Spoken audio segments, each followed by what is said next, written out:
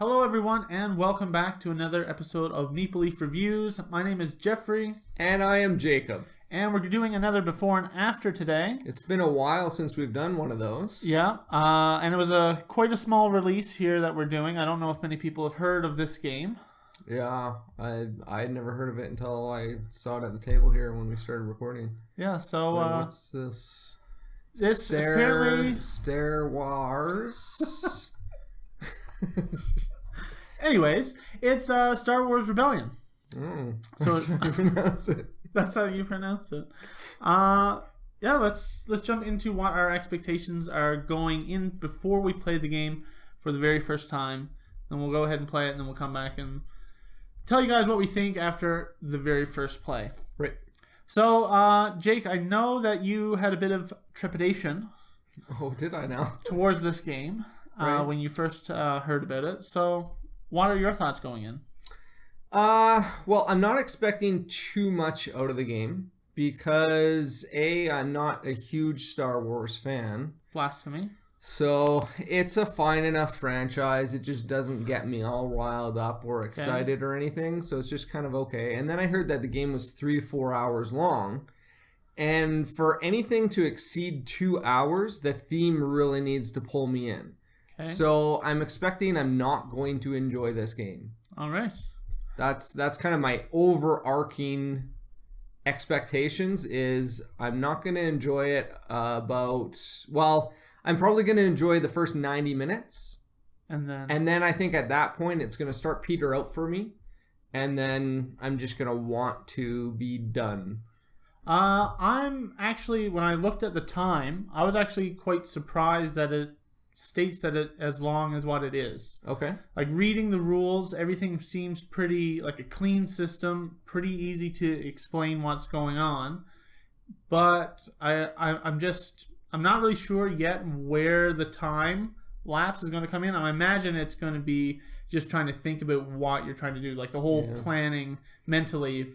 The actions don't seem to themselves take all that long to resolve. Yeah. So I guess if you had people that, think much more quickly, the game probably wouldn't take nearly as long, but who knows? The fact that it's also 2-player could be a draw for me as well. I think when I'm thinking of a 4-hour game and you're thinking of the downtime going around the table, but since it's just a 2-player game, it's going to be very back and forth, and that might just shorten the illusion of time or give you an illusion of time isn't passing. Right, and I think because the theme is the Imperial players are trying to find the Rebel base. Yep. And the Rebel players are just trying to wait out the clock essentially and try and stay hidden until the clock runs out.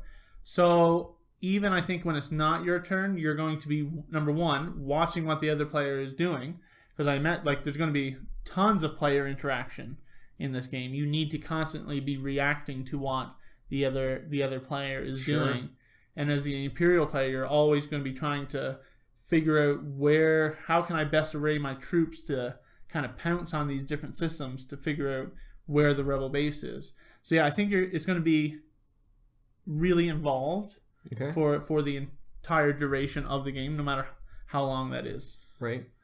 What are your kind of expectations for teaching and learning the game? I mean, well, you read the rule book, and we've kind of gone through it a little bit. What are your expectations there? I think it's going to be like the basics are pretty basic. Like it's pretty easy. The actions are easy to explain. I just think that as things come up, it's just going to be questions here and there. Oh yeah, what does this symbol mean? Right. Or how does this work? Yeah. But there's not gonna be stuff you're gonna have to explain right on the outset of the game. So I think it's gonna be pretty easy to just start playing, especially with the learning game where your troops are already set up on the board. You don't have to do the advanced setup. So it's just gonna be like, all right, everything's set up. Let's just start playing. Here's a few little things. Let's just get into it.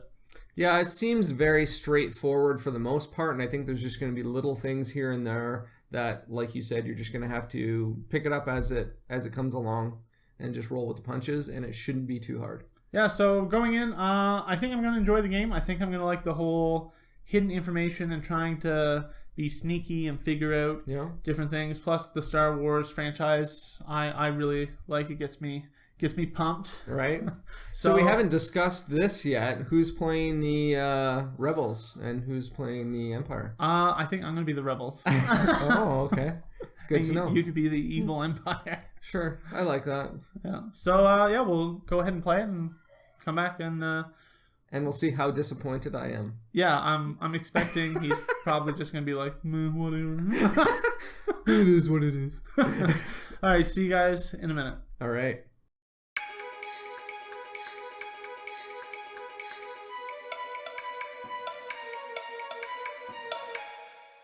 Welcome back, everyone. We just finished playing Star Wars Rebellion for the first time, and I am happy to say that the Rebellion won. Rebellion won. We defeated the evil Empire. Indeed, yeah. Oh, it was. So I just want to talk a little bit about the ending. Okay. And that'll kind of lead into the theme a little bit. Sure. It was. I had a mission, an objective card to destroy the Death Star. Yeah. And that would have given me 2 more reputation, which would have been enough to win.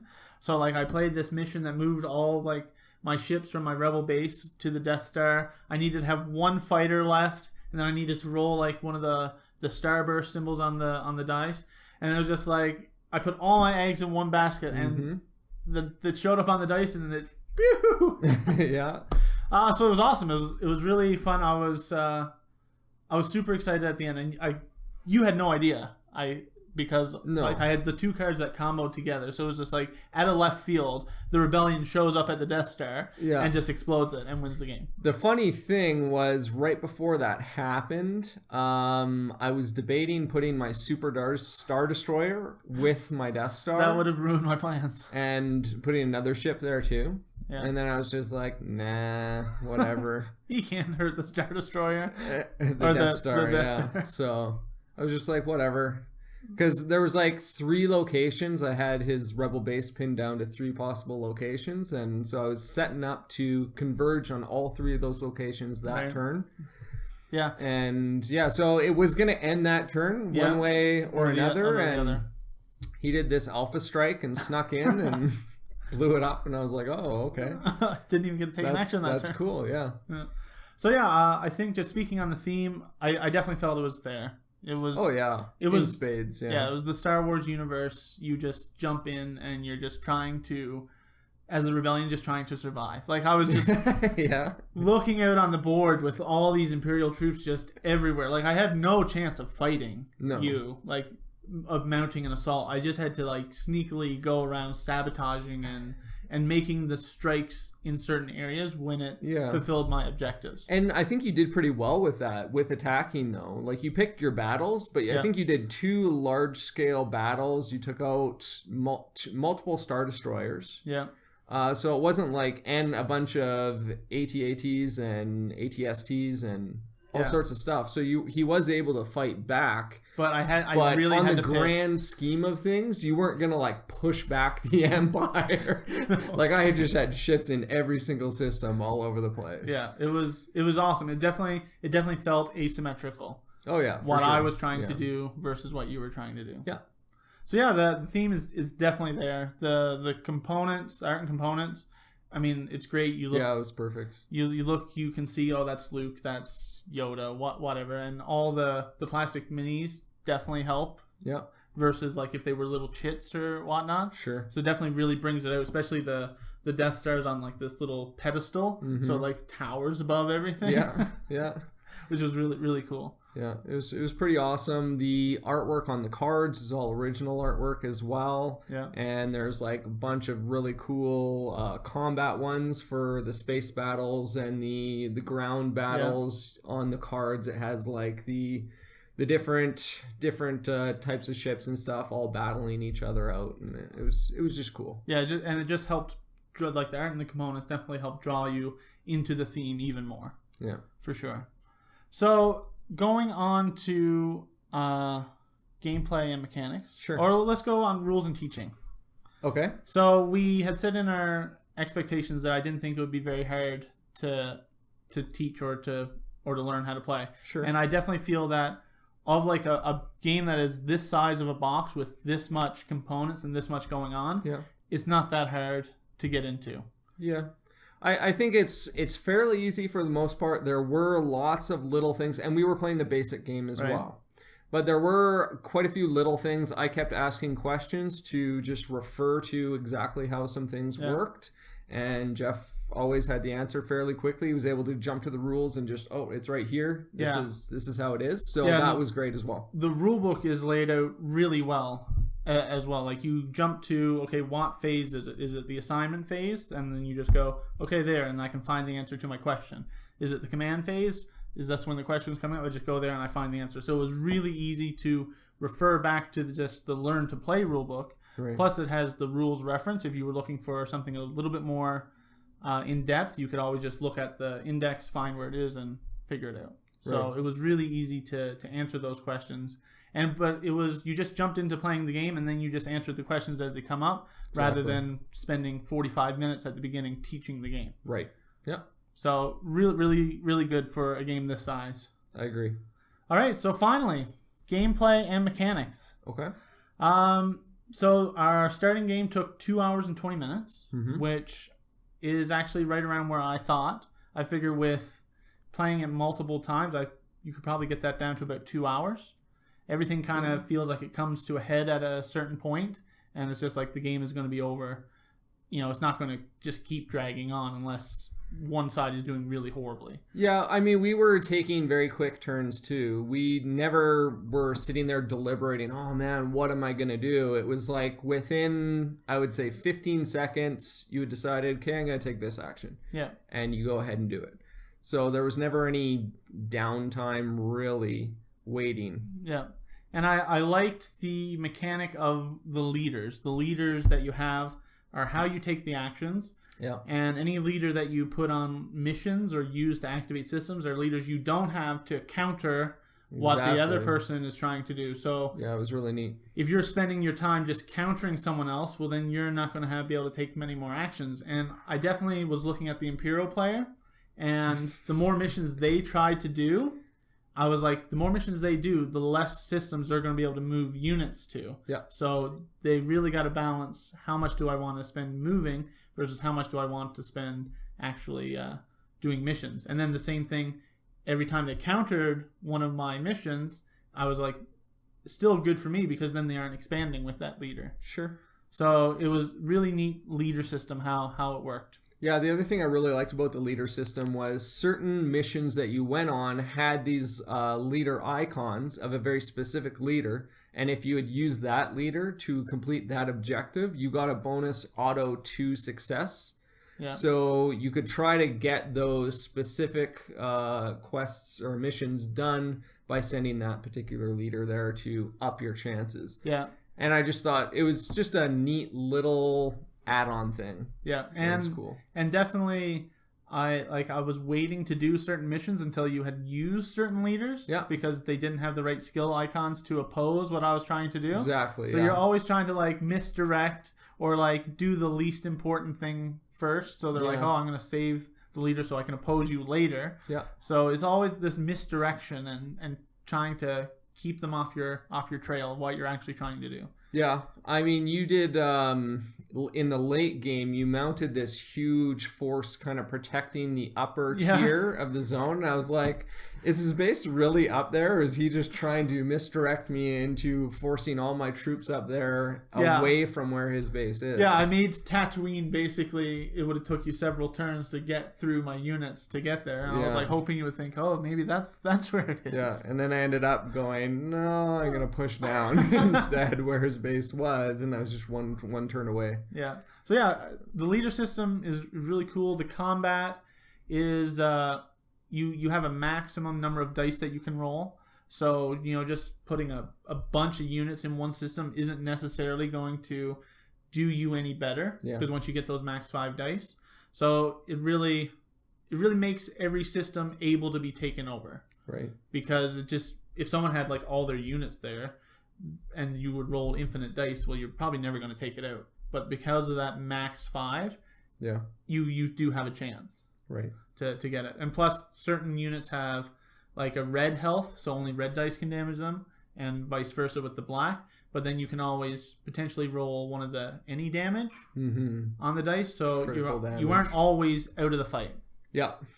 And I thought that was going to be more relevant, like trying to plan strategically to have, okay, I'm going to have units that can only be damaged by red damage and put them up against all your black attack units. But if you're just lucky enough to just roll all the starburst critical damage and you just destroy all my stuff anyways, so it, you know, it's take it or leave it. It can be a hit and a miss. Yeah. You can try to strategically go that way, and if the other person's lucky enough, then they can just blow through your stuff anyways. Yeah, so is there anything else with the mechanics and gameplay? The combat, I hated the combat cards. Okay. I drew, I think, 10 combat cards over the entire game and activated 0 of them. Well, you activated a few, but I activated one and you countered it. Yeah. All the other ones I couldn't activate because the timing was off, or it just wouldn't have an effect because you had played cards that stopped me from playing cards. And I was just like, this is dumb. Why do I even have these cards? I shouldn't even be drawing them because it had no effect. And it was the complete opposite for me and I think it really comes down to initiating the combat. Yeah. Because a lot of those times I initiated the combat, I had my leader there, I drew the cards and I was able to play them first. Yeah. So I was either blocking you from playing yours or just making it irrelevant. Yeah. To what you were doing. So definitely think initiating combat, you definitely get the edge. Yeah, a huge advantage in my opinion. Yeah, and those tactic cards, I was using them left, right, and center. Yeah. So it's all just... And I didn't get to use any. Like, I never had a chance. One battle, I'd drawn like 4 of them, 5 of them, and I didn't get to play a single one. Yeah.